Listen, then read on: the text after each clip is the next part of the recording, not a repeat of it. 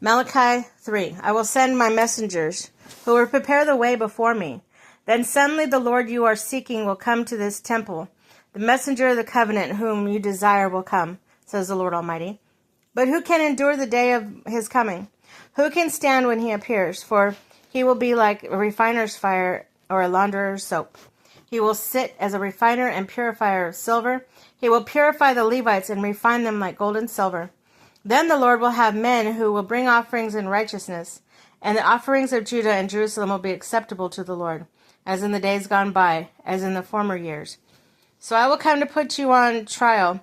I will be quick and testify against sorcerers, adulterers, perjurers, against those who defraud laborers of their wages, who oppress the widows and the fatherless, and deprive the foreigners among you of justice, but do not fear me, says the Lord Almighty.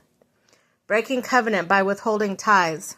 The Lord do not change, so you, the descendants of Jacob, are not destroyed. Ever since the time of your ancestors, you have turned away from my decrees and have not kept them. Return to me, and I will return to you, says the Lord Almighty. But you ask, how are we to return? Will a mere mortal rob God? Yet you rob me. But you ask, how are we robbing you? In tithes and offerings. You are under a curse, your whole nation, because you are robbing me. Bring the whole tithe into the storehouse, that there may be food in my house. Test me in this, says the Lord Almighty. See if I will not throw open the floodgates of heaven and pour out so much blessings that there will not be room enough to store it. I will prevent pests from devouring your crops, and vines in your fields will not drop their fruit before it is ripe, says the Lord Almighty. Then all the nations will call you blessed, for yours will be delightful land, says the Lord Almighty.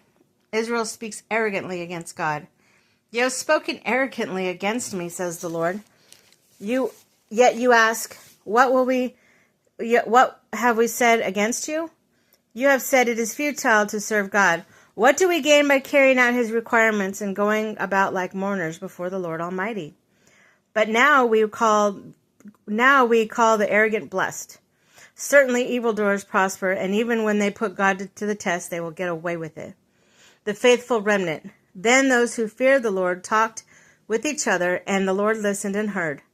A scroll of remembrance was written in his presence concerning those who feared the Lord and honored his name.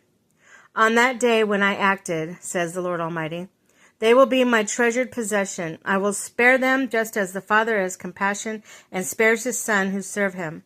And you will again see the distinction between the righteous and the wicked, between those who serve God and those who do not.